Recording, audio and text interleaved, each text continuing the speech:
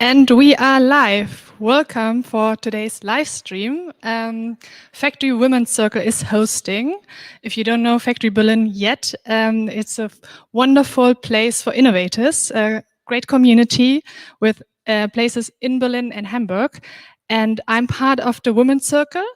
And we do a lot of events around up-leveling women, encouraging them in their career or in entrepreneurship. And today's topic is master negotiations at every stage of your career. So how to negotiate your salary, but also a raise. And in the end, I have a speaker invited to talk about B2B sales negotiations, because I think we can learn from that high level a lot of tricks, how to talk about features, how to think differently. So very exciting event today. I'm Johanna. I'm talent acquisition partner at Ultimate AI. I have a few years experience in as a headhunter in the Berlin startup scene. So personally, I've been a candidate, I've been a headhunter where we push up salaries so we get more commission. And now I push salaries down because I'm on the employer side. So I'm also going to share some tricks I learned along the way. And we're going to start with Astrid Schrader in a second, moving on to Pooja Lankers, and then finish with Alyse André. And I'm going to invite Astrid Schrader on stage now. She has very, very high-level negotiation experience. She has an MBA from INSEAD, where she learned from the world best how to do it. She has 10 years management experience. She is an entrepreneur. And yeah, many, many things to share. So I'm going to give her the stage. Floor is yours. Thank you so much. So welcome, welcome, welcome. I'm Astrid.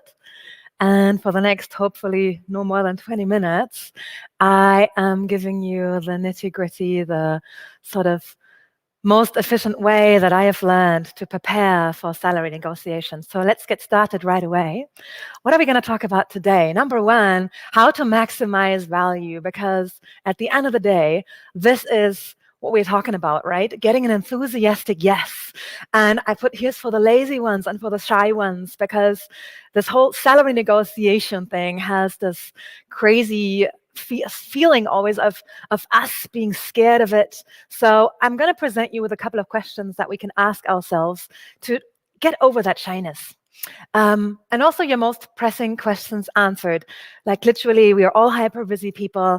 What are the few things that if we could focus on would be the best things to focus on? So let's get started quickly. What is the ARC? That's the company I'm running. And we are essentially an international community of purpose-driven individuals who build something that inspires themselves and others. And the way we do this is we're running personal growth boot camps as well as coachings. And we entertain a super, super thrilling international community of people. So if you're curious about that, you can check us out on the internet, Google my name or thearctraining.org. Or if you want a couple of self-coaching exercises, sign up for our newsletter, which you're going to find on thearc.site/love-letter, or literally sign up for a coffee chat, which is getting in touch with one of our team members. And we're going to talk with you about what is it that you actually want to do, what's holding you back, and whether the ARC can support you on your journey. So that's as much as the PR goes for now. Let's start to think about what does it mean to get our dream salary, or better, is that the right question, right? Or let's talk about what does it mean to get your dream job? The best way to start a new position, because, hey, salary negotiations can really mess things up. And what is actually the next stage to pursue your mission from, right? These are the three questions, because this is what we're all scared about, right? We all just like this kind of haggling deal, like, hey, this is position A, no, like position B, position C, and we just go literally like this kind of, I want 50, no, I want 55, and trying to kind of like do this bizarre thing where we are having to basically rely on power, right? Our grit, our ambition to actually get the other party to agree, and we all just like that, right? It's based on power, based on fearing to lose, and the fear of resistance. So, what are better ways? Let's first of all, don't forget that really this is not about substance only. Like salary negotiations are also the relationship that you're creating with your future, hopefully, employer. So let's not forget these questions here around, right? the atmosphere of your last meeting is just as much part of your starting capital in the new organization, right? I've met a lot of people who made the salary negotiation such a substantial part of job discussions that, yeah, a whole bunch of mindset came with their start. And it just can complicate things where if we look at the salary only, we're making things really, really like, I don't know, messy.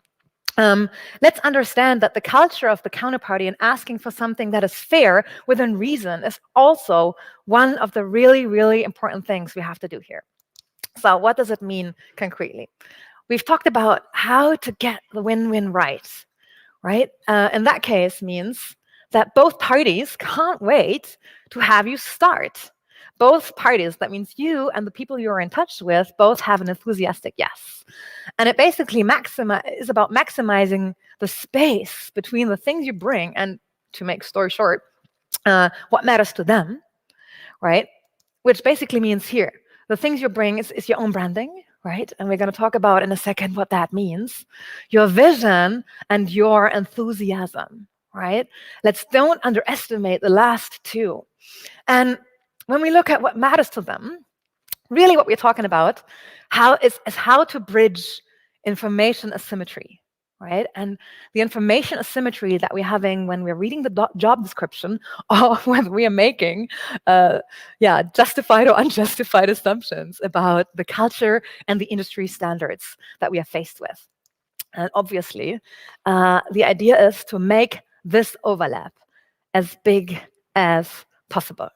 Now, how do we do this? How do we do this?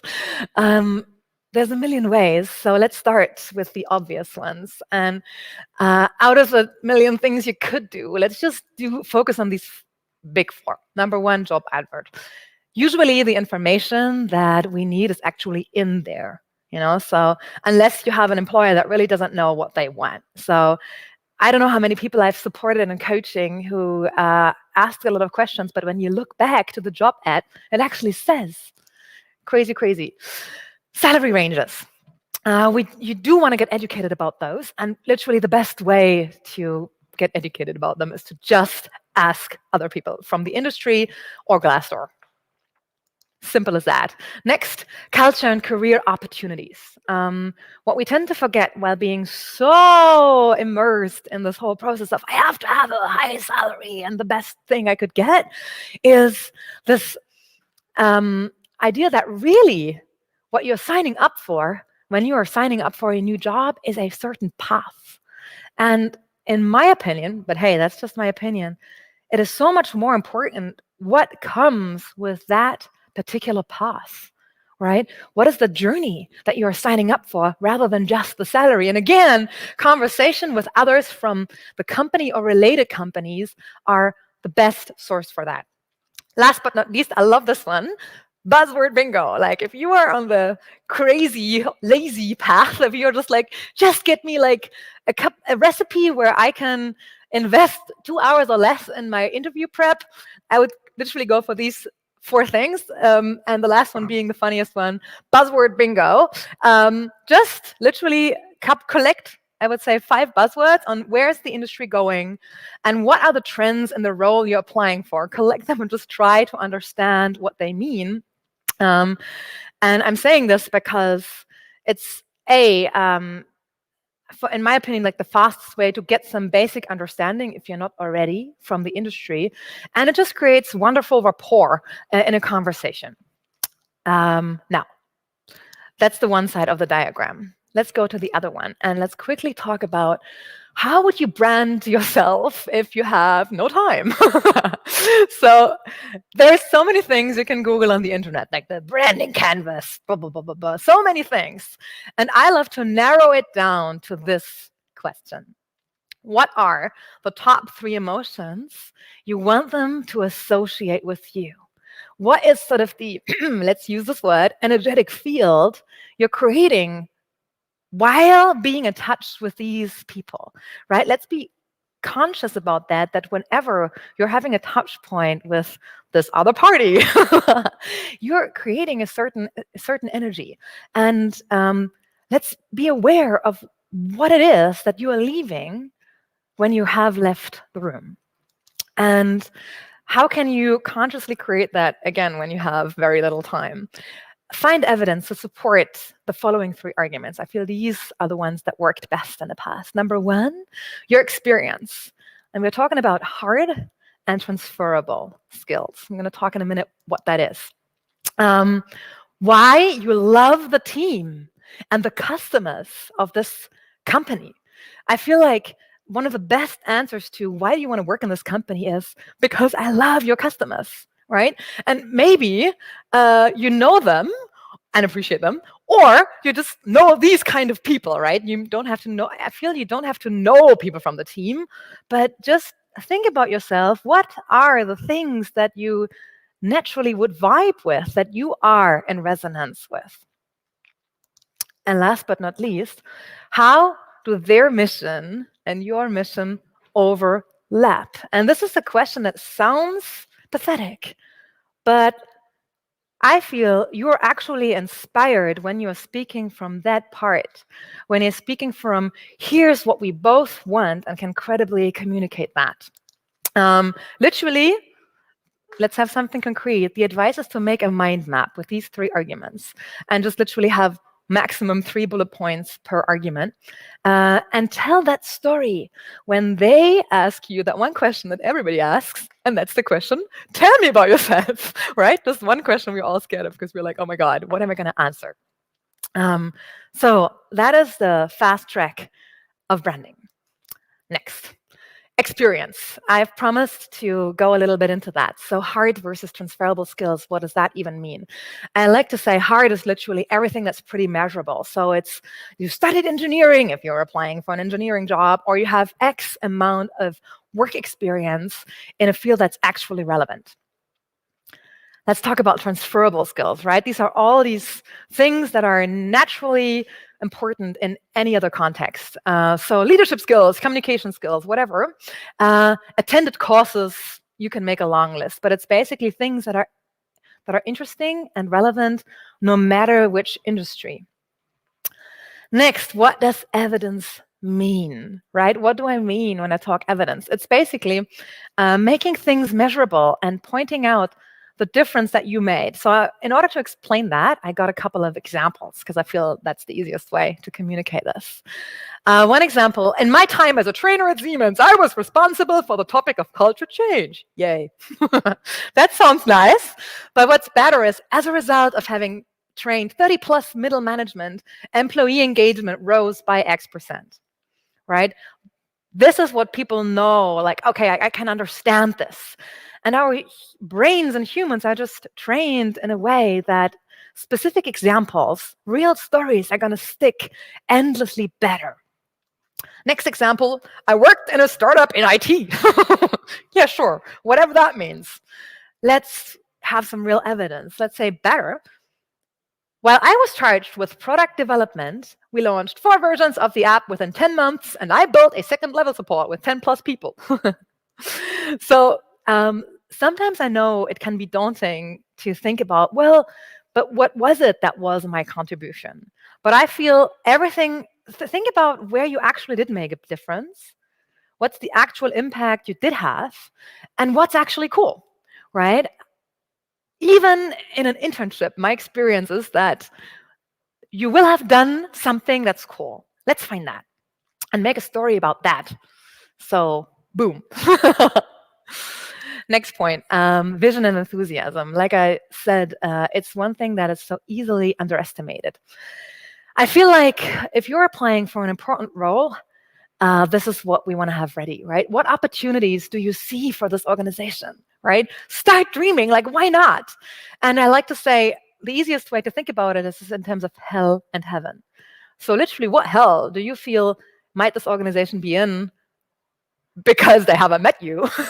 And what heaven would you love to teleport them into, right? So I remember a great example of an organizational consultant applying for a role as a CEO. And he was like, here's the thing, I've worked for so many years as an organizational consultant, and I have this feeling that processes in your organization need would deserve a lot of like pimping, basically. And I would just love to get involved with that. Like, that's a story that is so much more convincing than like, hey, I've always dreamt of being a CEO. Next, for all roles, I feel, do think about in what specific ways does this role fit into your bigger mission of what you are trying to accomplish in your professional life. I know a lot of us might not have a clear understanding of what that could be.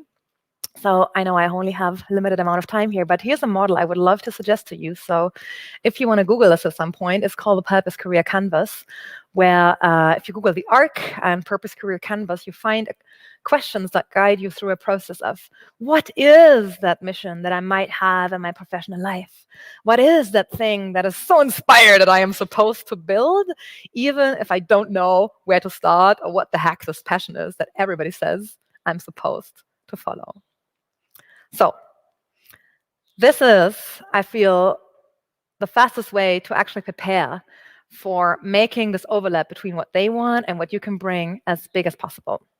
Let's think about a couple of questions that are just always in there. The questions we're all scared of and the questions that are important to answer. So first of all, which number do I pick, right? We get this question every single time. What is a good number? And literally, all the things you can think about, like, forget about them, just think about these two, right? It's basically a sum of the industry standards, meaning the industry you're in, your level of experience on the role, which basically, again, you get by conversations with contacts and friends and by your own research. It's as simple as that. As well as, and this is the more important part, I feel, what is an enthusiastic yes? What is an enthusiastic yes? What feels good because it's fair, right? I cannot stress this enough. And this is, again, going to be a sum of the experience of your experience, your last position, how much you want the job and why you want it, as well as other dimensions, like are you going to get more holidays, are you going to get a car, bonus, whatever. So another question that is so important. Why are you actually here? This is maybe a bit surprising because people will think like, well, I'm here to have the new role. But if you Google one of my negotiation videos or anything, you will easily find that whatever makes a good deal is making things multi-dimensional. So what does it mean in the salary context? Let's think about why you're really here. What's really great about the position? What about that job do you want? Do you want more new opportunities? Do you want more responsibilities? Less stress? More purpose? What is it? Or do you want, more responsibilities again? Somehow I overlooked that I put this in twice. Now, I'm asking this because really, more money is just the tip of the iceberg. Our salary is really just a small part of the whole story. Remember how I said earlier, you're signing up for a journey rather than just a salary. And just in case, I would really recommend brainstorm at least 10, better 20 ideas of how they can satisfy your interests, right? So that in case you're hitting a dead end in salary haggling, you don't have to leave the room feeling depressed or anything, but you can come up with a package that makes it more easy for them to say yes. Because let's don't forget, salary rewards scarcity and not value, right? We tend to think that the more I earn, the more valuable I am, but it's really not the case, right? Next. How can I ask confidently? How can I confidently ask for a number? And how can I feel confident? And I feel this is the answer, for me at least. It's related to the story that I'm telling myself about why is what I want fair? What are my standards for fairness? If I ask something that feels fair, if I am prepared with legitimacy, confidence is really just a byproduct. So what are rationales for fairness, right? And I've put it in this funny graph before. You can scroll back in the video if you like. Maybe it's your experience. Maybe it's how much you want the job. Maybe it's whatever it takes that makes it an enthusiastic yes for you. So what is it that pops up when you ask yourself, why is what I want fair? And just as an experiment, I recommend just think about other rationales for fairness. What are your standards, right? And what are cool standards to have? What kind of standard would you love to have, right? And think about what is the story you want to cultivate within yourself. Again, why is what you want fair? And this is an important point. So next one, there's always this fear of what if they counter? So what is a good response? And I get this question almost every time. So I'm gonna respond here with sort of like a system, a question that you can almost in any case ask. Because what's really happening internally, I feel, when this question pops up is, wow, I've just kind of laid out my standards for fairness, and they don't have the same standards for fairness. Oh my God. And then the whole system begins to shake. So let's just think back and understand that if they counter, it's an opportunity for me to understand their systems for fairness, their standards for what is a legitimate thing. And maybe they have the same, maybe they don't. We don't know yet. So here comes the magic question. And there it is. Thanks so much for sharing. Please help me to understand, where does this number come from? That's basically the one thing that is unconditionally constructive, I feel. Like they're going to get a chance to present their story if they don't have one. Well, we're going to have to assume there's some story they might not feel comfortable sharing with you. But if they are comfortable sharing it with you, you're going to get new information. Because really what you're trying to do is to kind of find common grounds for what is an agreed standards of fairness between the both of you. If you want to go for the enthusiastic yes.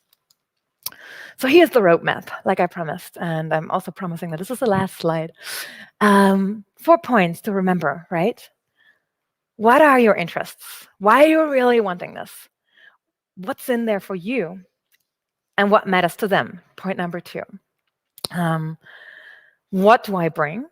Like all these things we've listed in the whole self-branding thing and the enthusiasm and the vision part. And what is a fair number? And what about that number is fair? Like I said, really everything you're doing is you're trying to find common grounds for legitimacy.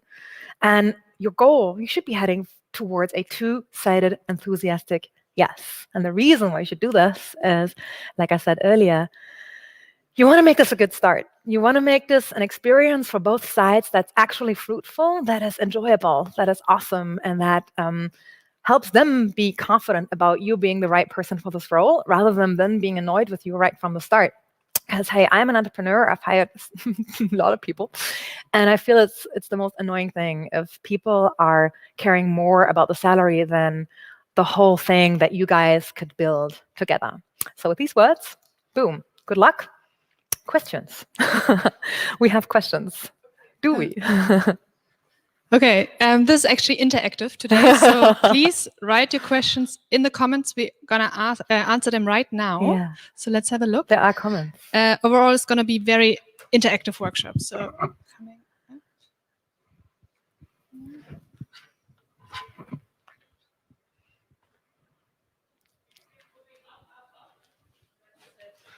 We are entering the passcode. Yeah, first time live stream. Okay.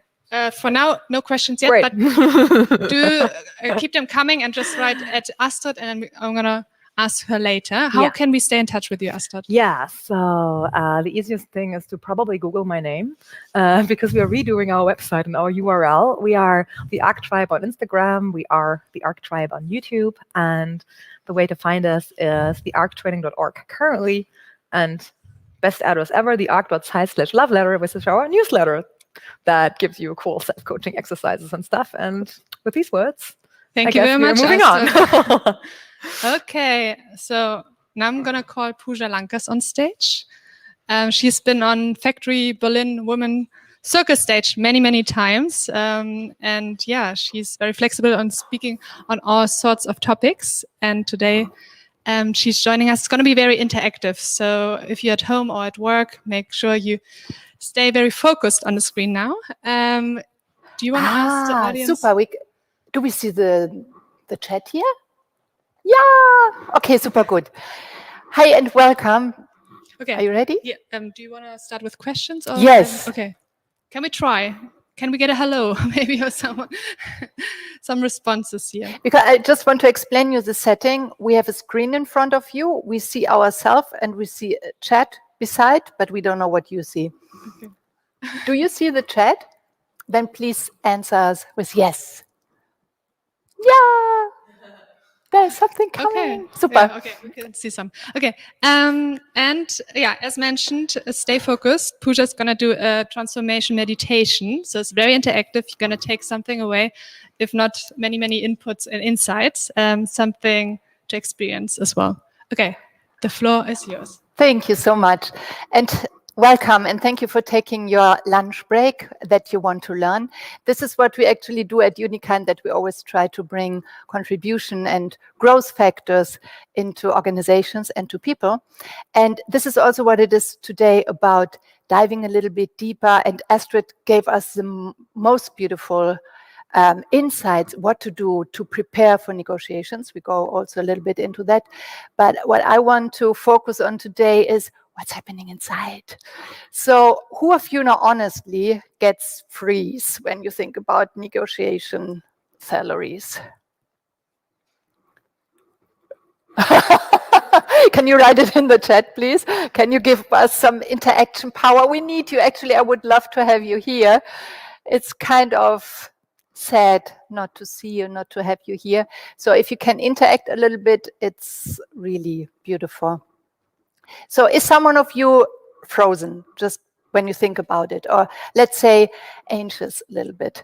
Or you get immediately self-doubts when you imagine, oh God, now I really have to do it and I don't know what they're going to do. And so we have some specific common mistakes what can happen during such negotiations.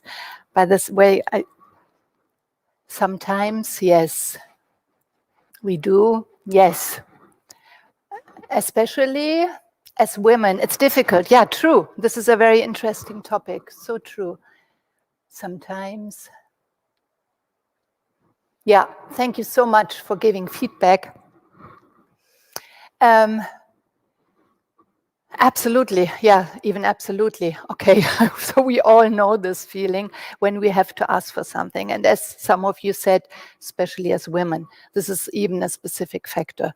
So what can we do to bring us in a different state and to bring us into a higher potential where we can build up connection power? And this is also why I wanted you today to be without presentation. I want you to be with me. I want to be with you. And please take notes. If something is important for you, you will get a handout later on, and you will also get the transformational meditation later on. But now I really want you to be with me here. So, but I have some notes, yeah, that nothing gets lost.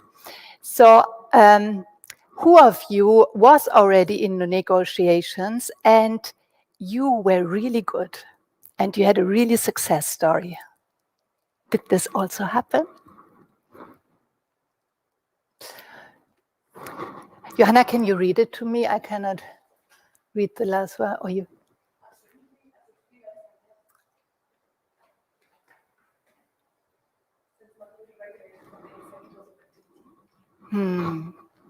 Okay, so it's a little bit slower. Thank you so much. Now we got it in bigger. So I guess many of you, because it still takes some time till the feedback comes in, I guess many of you also had their success stories, but still we can improve. Even if you think, I did it sometimes quite good, or even maybe I really made my masterpiece already. So how to make it repeatedly and to make a system out of it. And I just brought together some points which are important for you as humans to understand. So what are common mistakes? What can happen inside of us? First of all, we are not prepared properly. And here you got from Astrid a really amazing set for preparation. So you are done, you're bulletproof, and you can really do it. But then comes the second step. what can also happen, that you get hit by some limiting beliefs. That, sometimes it's just something that triggers during the talk, that you see something, that you hear something, and suddenly this feeling of self-doubts, I'm not enough, am I worth it? Something comes up. And this trigger can really bring you out of your flow, and you cannot master the value which would actually possible and you were also prepared for. So for this, we are going to do this transformational meditation, because I really want you also to find this inner security and this inner system, the right belief system that really suits you and that really belongs to you. And this is really you, so which is more authentically you. And because only when we are ourselves, we can know our value and we can also be our value. We are just what we are, nothing less and nothing more. And this is beautiful. So these limiting beliefs, they can be sometimes really nasty. Then a lack of connection power. And this is why I wanted to be today directly with you, because we have to learn to connect to people, not just to communicate. Even I don't see you, but still I feel connected to you right now. We have to give this awareness.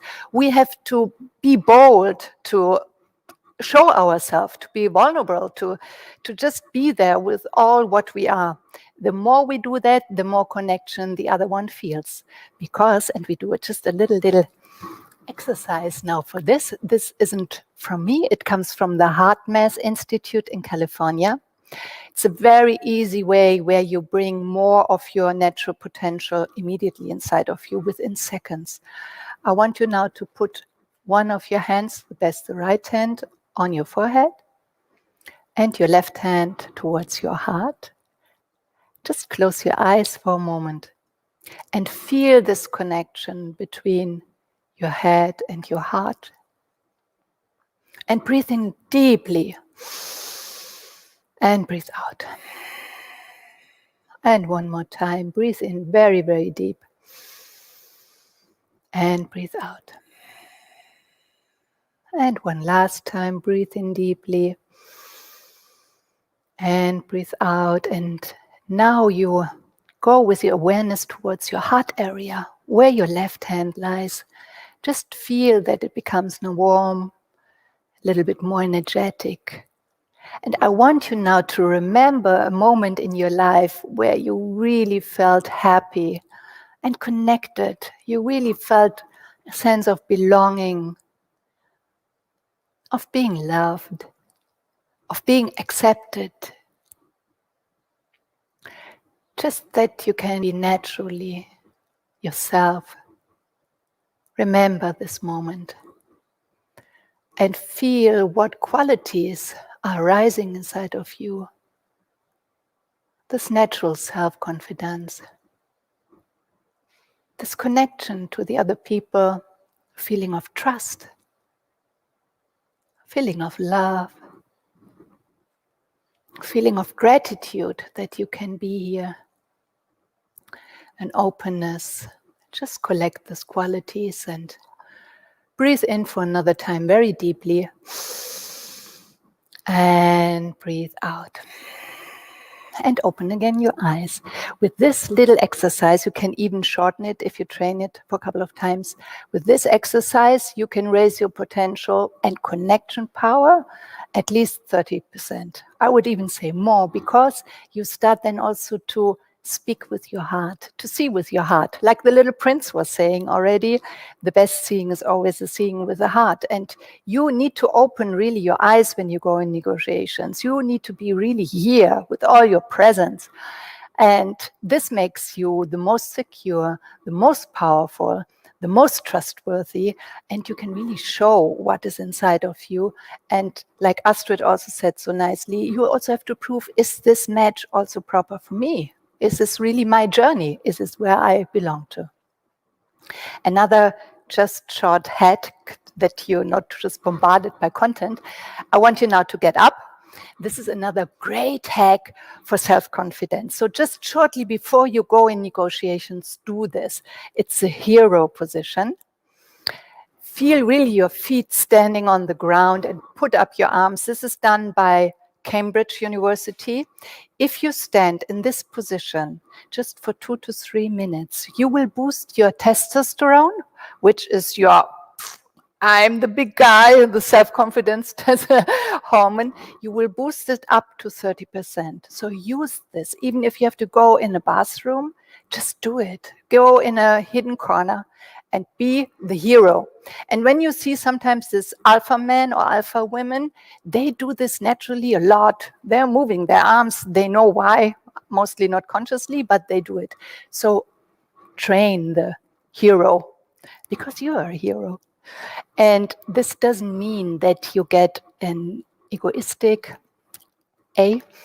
It just means that you use, sorry, I had to get my leaves again, that you really use your potential. So this connection power is very important. And then Astrid was also talking already about your why. It's really important that you have a why. Because that we also give the other one a why. So why is a big task and not the wrong why. There is one why that we ask, why they might don't want to give me more, why I'm not good enough, not this why. This you have to exchange with what? Finding solutions. What could I ask? You got great questions from Astrid. So be courageous to ask questions. But the why is my inner why I really want this salary, and make your spectrum broader. It's not just about this money, it's mostly much more. So your why is very important, and to give them a why. There's a beautiful term for this. It's like the opponent victory story. You have to give your opponent a victory story. So when they get the deal with you, they can tell the others what they have won. And this is much more than just a win-win situation. This is really, you build up a partnership. And when the match is not this time, then it might be in future. Or it's just an amazing learning for me. And you can, if you stay open and if you're not afraid of getting a rejection, which we were working on, then you will have for sure a great learning. Or you will have this match. Or you will set this future connection, which can be maybe in 2 or 3 or 5 years so valuable in your career. Or what can also happen, and mostly we don't think about that, whenever you take such a bold step, you're opening also the doors for further people who are coming and asking this. So do your job well, okay, not only for yourself, also for the women who are coming after you, for the men who are coming after you. So when you create this attitude of that you really want to give something and that you really also here to contribute something, then you give yourself so much grounding energy because you're opening your heart spectrum. And this makes a vast, vast difference for you and for the other one. Mostly they don't know why, but they just feel that something is happening. So proper preparation inside of you.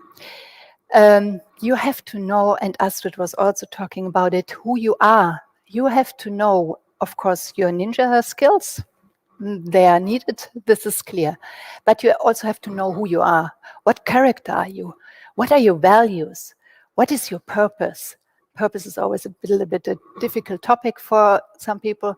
So if you don't have a purpose, don't stress this out. But values, it makes such an importance. And if you don't know how to do it, just contact me and I can help you with that. It's not a big deal, or we can do a little workshop on it, a little webinar.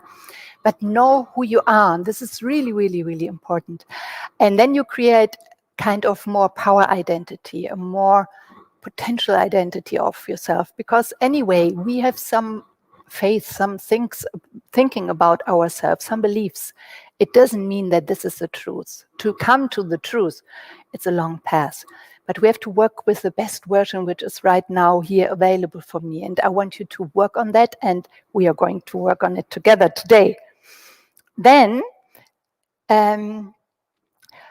wait, I want to tell you a little story for this, who you are. That was really impressive. It was just recently, I was working about half a year ago with a woman, and she was in human resources, and we made a 5 weeks transformational program, and she found out all these things, value and her purpose and her power identity. So she found out actually she looked a little bit gray, but she was such a colorful woman. And I always ask her, where is that in your job? And she said, yeah, I don't know, I'm just hiding it. So then she found it out, and also she knew she wants to go for it because this is what she is. And you won't believe it. She made it up to the board. She raised her salary insanely. And she shortened her working time because she found out there's so much more in my life I want to have. And this is not because she's lazy, because she really found out what her real value is. And you know, the great thing is that her executive team is also so happy about it, because now they have her in a very broad spectrum. They have her with so much enthusiasm. They have her really with her high potential. And this deal was just made from heaven. It was really amazing, and she really used it. And then she was also bold enough after doing her preparation properly, bold enough to really stand for it. And the result was really remarkable. So you need to know what you want. You really need to know what is underlining. For example, if you say, hey, I'm working here now since so and so years, and my salary has to raise, or I need a different position. So why is it? Which underlining need you want to fulfill? Is it really now the time for salary rise? Is it really that you want to go to the next career step, or is it some underlining issue you first have to solve, because then your negotiations will be much, much better, as if you try to just fulfill some needs. And then, which problem do you want to solve? Is it really this career step? Is it that your value is underestimated and you have to bring it up? Is it that you are right now on a strategic point in your career which tells you, yeah, now I have to move ahead? This otherwise, you know, if you're not positioned properly, means in your competence, means also in your personal growth, in your relationship setting, and also in the monetary setting. You have to be positioned in a proper way that it can really flow. So you have to check it out. What is it really? Which problem do I really solve? Or sometimes it's also, you know, sometimes I have coachings and mentorings with people who are just in the position where they are. They don't have enough authority, which they could do so much more for the people around. But because the authority is missing, they don't get the leadership roles, and then they don't, you know, they're hanging in between. This is also maybe your case. So when you say, okay, in this position, I could really add so much more value. So what is it? Which value do you want to add to your life and to the life of the organization or to your clients? This can also, of course, be. And then what do you need now? Also, honestly, what do you need? Are there some skills missing? Is there some character attributes missing? For example, one of my biggest teachers, he always said, you know, if your commitment is not proper, you will never, ever will build up trustful relationships. So if people are not really sure with you, then you have to work on some specific things, and you have to dive a little bit deeper, because then the results will be very, very different. And you also have to ask if you have if you figure out some gaps, you have to ask also in the negotiation talks, if you're already in this organization, how they can help you. Or if you apply for a new position and you know that there are people inside of the organization who would be really the ideal mentors, because this is one part you want to be in this organization, to learn from these people, then talk about it. This is great. This is visionary if you see that. Everyone wants to hear that you want to learn and that you're not perfect yet.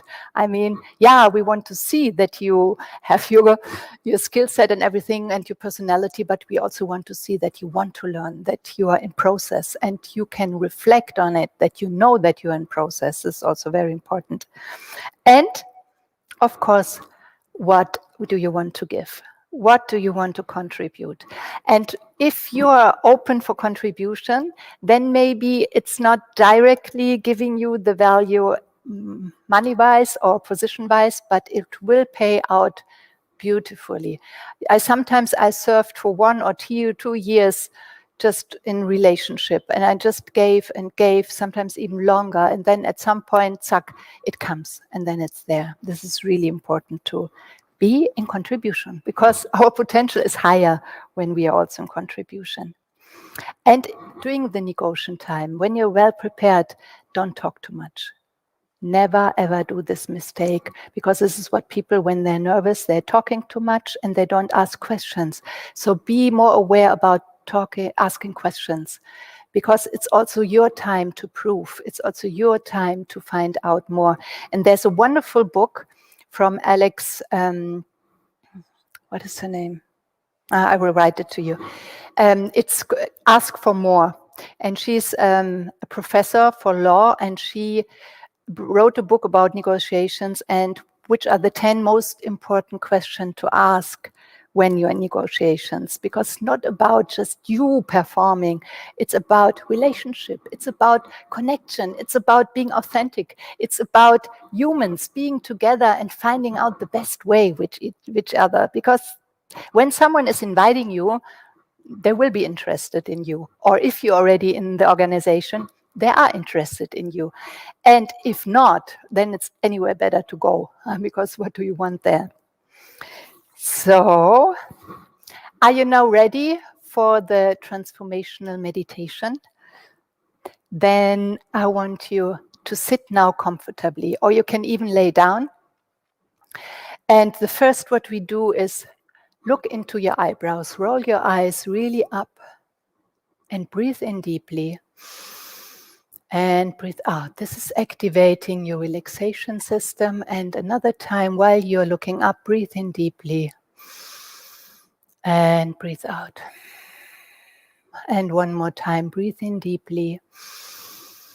And breathe out. And close now your eyes.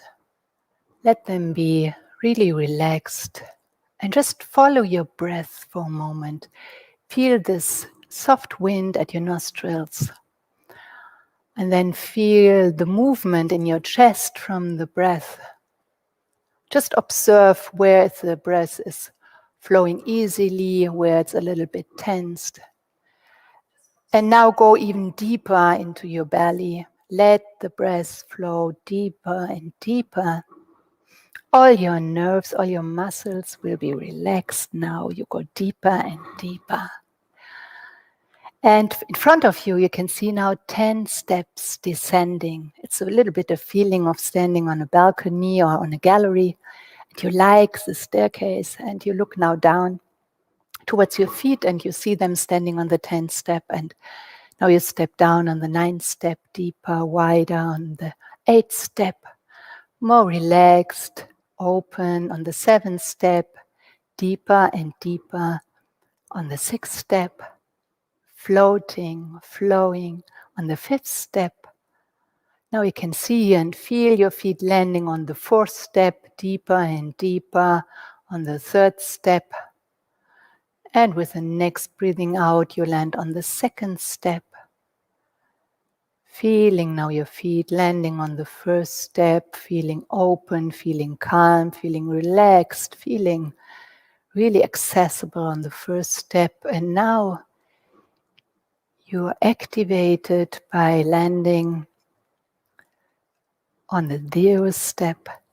You're now connected to a part of your consciousness where you have a huge potential, where you can reprogram yourself, where you can find new connections, where you can gain a deeper understanding about yourself. And I want you now for a moment go into this fear of rejection. When you ask for something, when your value is estimated, what is your fear? What could happen?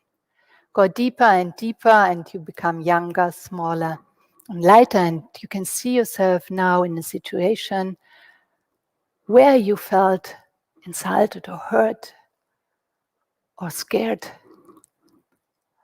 by getting judged by your value.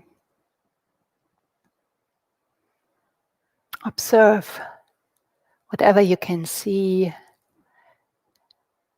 Is there anything else? Ask yourself. Be precise what you feel, what you see, what you hear, and just collect all these informations. What happened? Why you felt rejected or judged, that you're not enough, that you're not valuable. And now put this situation in your left hand. Imagine your left hand opening and put the situation now in.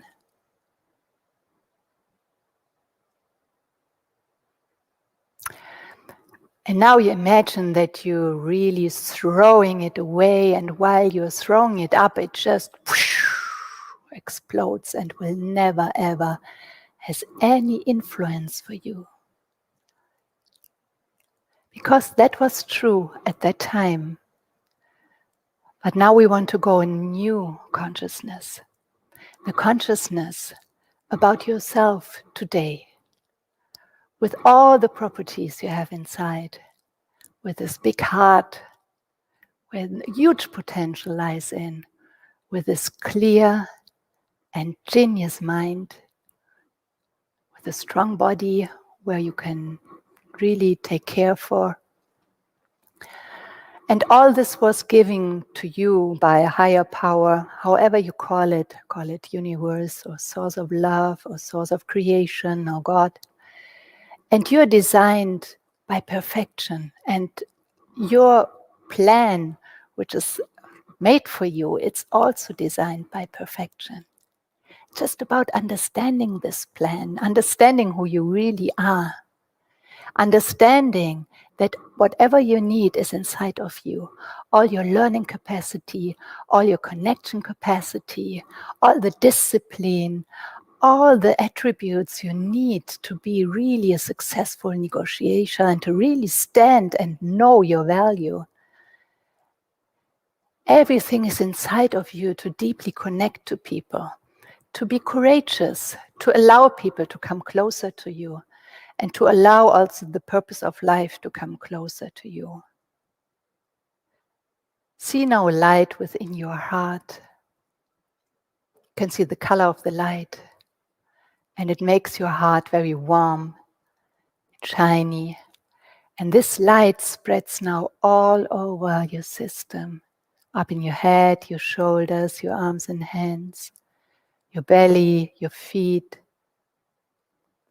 You're now totally in this light of potential, in this light of connection power, in this light of truly knowing who you are and going every day step by step closer to this. Your really authentic power, which are very naturally you. And whatever you are is totally enough. It's beautiful. And you can feel now this acceptance for yourself in your heart. And when you go the next time into a negotiation, you prepare yourself. You ask yourself, you use all the material that you heard today. You prepare properly. And you will hear this transformational meditation again so that you will feel really empowered. And you will do your heart-head connection. You will do the hero position and whatever else you have learned which is supporting you. And then you go in this negotiation and you really see yourself in the best version. I want you now to see yourself being really successful in negotiations, to really enjoying it, to be with the people, to have this deep belief, I'm here to learn, I'm here to contribute, I'm here to receive whatever the universe or God wants to give to me. And I'm really here to make this proper value match.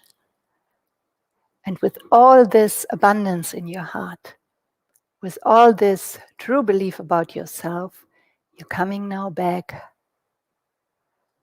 You stand in your light, you allow yourself to shine and to be authentically you. And breathe in deeply and breathe out and open your eyes again. And this is what you have experienced now, is a little insight, because usually this is a session about 2 hours. So if you're interested to go deeper, then contact me. But this already makes a big change if you really realize who you really are, if you don't get trapped in blocking beliefs, and if you prepare yourself in a proper way, and then go into connection and fill up the space with value for both sides. Thank you so much, and please ask questions if you have some.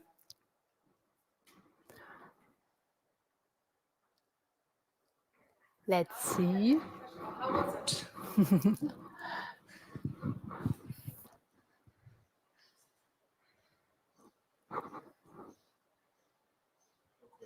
No questions yet? How? Huh? Alexandra Carter, 10 questions. Ask for more. Okay. Alexandra Carter, amazing book. Okay, how was it, the Transformational Meditation? Any comments? Okay, for me, I did it as well in the background, and yeah, it's always something new comes up, and it's very transformative, and I feel always lighter afterwards. And Pooja works individually with people, but also with teams and CEOs and growth masterminds. Yeah, exactly. So if you want to understand more what we're doing, it's unikind.codes or poojalankers.com. And thank you so much for giving us the time. Thank you very much, Pooja. Okay, I'm going to call Alyse on stage. She's actually a colleague of mine. We work together at Ultimate AI. What that is, she's going to share in a second. And before we move on, I want to share a few tips I have as a recruiter on the employer side. So if you go into negotiations, make sure, Astrid and Pooja already said, you're communicating the value you're adding to the company. That's what we care about. Not about, oh, the rent got so high in Berlin and like, oh, my personal circumstances. No, what value are you adding? What are you contributing to the company? And make sure you get facts together. So you have evidence. I contributed to the profitability of the company or to the brand awareness, or I ran social media campaigns and that led to XXX. So really have it, as Astrid also mentioned, ready. And then don't give a range, because the employer is going to always go for the lower end of the range. So say an expectation, a number. I heard many tips of that 32,850. It's such a common trick. No, give a proper number. And then you don't have to negotiate as well. No, don't do it just for the sake of it. Only if it makes sense. Maybe you find an agreement and everyone is happy. Win-win from the beginning. It doesn't need to be a haggle. And also, if you are in other processes, do mention it. It creates a little bit of a scarcity mindset on the recruiter side or employer. But if it's true, not if you don't lie about it. And just stay very grateful as well. Say you appreciate the process, you enjoyed it so far. Stay in a connection, as Pooja also mentioned. Stay friendly and don't go into this hard negotiation period. And we had just a wonderful experience with Pooja Lankers in terms of the fear of rejection. So what's the worst that it can happen? You get a no to the number. Just stay positive and think long-term as well. And maybe you just want to prove yourself first in the probation period and then ask again, by then showing I added value the last 6 months to the company. And a tip I want to give, and I absolutely love it, prepare a PowerPoint presentation when you ask for a raise. Then really make it visual, list it, and then ask, hey, I contributed this one, I added value, make it visual, and just don't nag about numbers. Make it an enjoyable process for everyone. And now we're coming to Alyse. Yeah, so welcome. What are you doing at the moment? Where are you working at? So I'm currently working at Ultimate AI, and we are intelligent virtual assistant platform for customer support teams. And how did you get into sales? So I started my sales journey as an intern at Zendesk in San Francisco and have moved up the ladder to become an account executive, and now am leading the team, the mid-market team at Ultimate. And what is B2B software as a service like at Ultimate AI? So B2B software sales at Ultimate, especially in the mid-market team, differs a bit from the enterprise side of things, if you're familiar with the difference. But the mid-market team basically means that we can reach out to companies that are less than 500 employees. And given their size, there are a couple differences than maybe a bigger, more traditional or established organization. Some of these differences include that we work with some more niche industries. So for example, like up and coming ones like micromobility or online health clinics or apps and subscriptions. The same being, our prospects that we're speaking to are people that are holding many roles in the organization. So it's often someone that is the evaluator, the decision maker, and the implementer, whereas a bigger company might have a whole dedicated team for this sort of process and can really investigate their software solutions and purchasing as well. So in this case, that essentially means that as a salesperson at Ultimate, we are a really educative role because we need to make it seem or really showcase the different value of our product versus others, as well as make sure that our evaluators aren't just looking at products from the face value and what they see on each website, but more so can justify our platform. I'm sure along your career path, you have many salary negotiations yourself. And how does it differ from selling or like negotiating for yourself to negotiating to a product? So I actually thought about this question a lot, and I was comparing my two experiences, and it is quite similar. The negotiation processes between salary and product are both about vouching for yourself and what value you can bring and what's your worth at the end of the day, right? I think the main difference between salary and B2B sales is in salary, you're kind of on your own. It's you. It's even though you might have reference letters and a CV and maybe they can talk to someone you worked with before, it still is you, right, at the end of the day. Whereas in B2B sales negotiations, I can bring in colleagues from technical departments. I can bring in customer references. And so I have a lot of resources that are at my disposal and that I can strategically use throughout the process of negotiation. And normally there's quite often on companies' website, there's like a button, contact sales. So most companies don't mention the price. So when is a good timing to mention a price to the potential customer? So I think it is super important to be transparent about price, first of all. I don't think that it's something to hide or something to be afraid to speak about, because at the end of the day, do they have the budget for your product or not will be a huge deciding factor. However, I do think that there is a right time to talk about price in a more maybe investigative or explanatory way, and that is after you have established value. And I think similar in salary negotiations that we heard, we really want to establish our value first, right? And so I came up with an example to hopefully make this really clear. Let's say that you are in the market and looking for some new shoes, some new running shoes, and you're looking for something that's going to offer you support. It's going to offer longevity, so you can have these, you can make an investment that's lasts you a few years at least, that they're going to be super comfortable and also are going to maximize your performance for, whatever activity you're planning on doing with these shoes.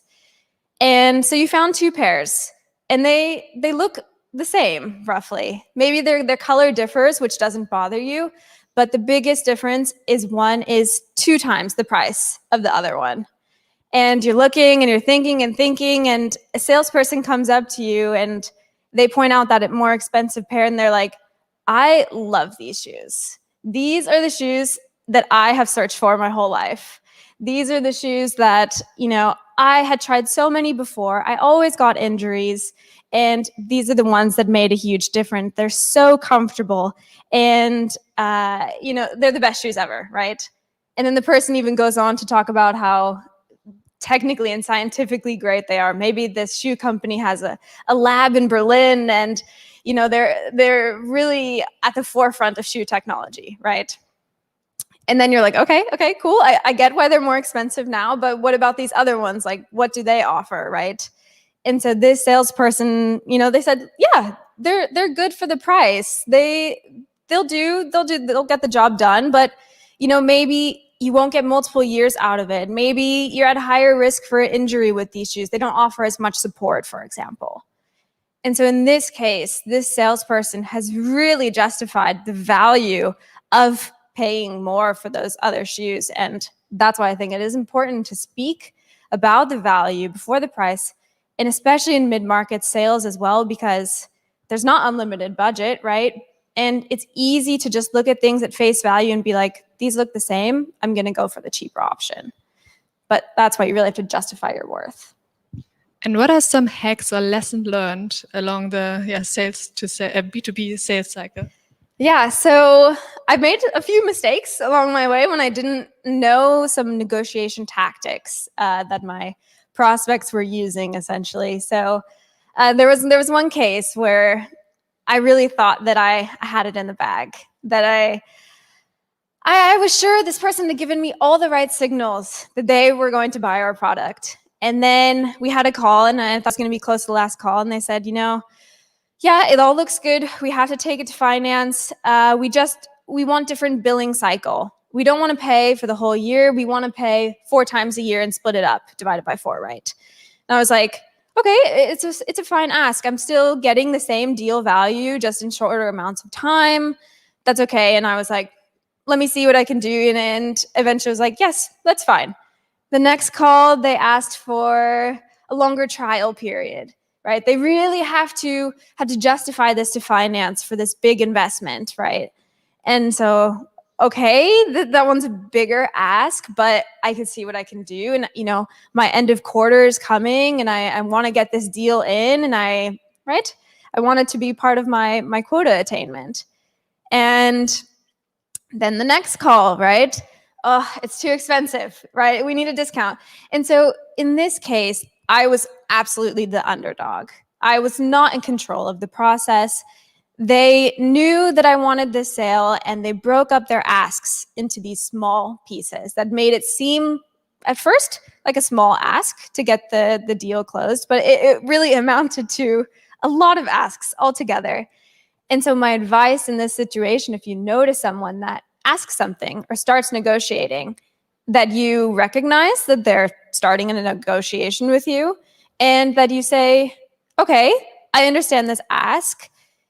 Is this what you need is this the only thing that you need to be able to purchase our product? Is there anything else that you can think about? Can you ask your finance director, is this the only thing? Because I can only ask my manager once. I can only go to my team and justify that we can give you something this one time. I can't go back and forth. It's just not, how it works, right? And so, you're putting some pressure on this person, and then they're thinking about like, oh, okay, like what should I ask for, or what do we really need as a company? And then you also communicate as a salesperson that you need to get approval. It's not up to you. You can't just give away everything. It's a difficult process, and your company is also, and your product is worth something. You're not just willing to sign it away. And I think the last portion of that as well is you want to give and get, right? So if you are giving something, whether it be quarterly billing, 10% discount, whatever that might be, what are you getting in return? It needs to be something like a case study or a logo, or I don't know, participation in a webinar or something like this, where the prospect really realizes that, okay, they're willing to do this for me, but I have to also be willing to give them something, because we're a partnership and we're working together to implement the solution and to be able to work together, right? So that was my biggest tip. I have one last question, actually. Yeah. Just came up with it. But like Corona times, everything is done virtually on calls, video calls. Is it like closing a deal? Is it a video call? Is it a phone call? Yeah, that's a good question. So we do only virtual sales. I actually have never done in-person sales before. So really over Zoom calls is all I know about closing sales or even talking to prospects, right? And so it's a mixture of Zoom calls, it's a mixture of email communication, but I think in that vein, you don't negotiate price over email. if you want to negotiate and if the person wants to, see what you're able to offer, it needs to be done over a call. You're talking face to face. You're figuring out what compromises you can make with each other and how you can get, both people satisfied on both ends. So that's definitely in the Zoom call or Google Hangout, whatever it might be. Okay. And you're hiring at the moment. So who are you looking Yes. for if anyone wants to join your team? Yes, so we are looking for 2 mid-market account executives to join our team, one for the Nordic market and then one for the UK market. Thank you very much. And Yeah. let me just check if there are any questions. Sure. But how can people stay in touch with you? Sure, you can find me on LinkedIn, Alyse Andre. Maybe my name is somewhere on here, but no. Well, my name is a bit difficult. Alyse Andre. You can find me on LinkedIn. Just message me, connect with me, ask me any questions about your sales journey, also career path as well. I'm more than happy to share. Okay, thank you very much to all the speakers. Do connect to them afterwards. If you have any questions, you've got the contact details. I'm pretty sure you learned something today. There was high value, it was very interactive, experience-based, some new ideas. Thank you very much, and yeah, see you soon.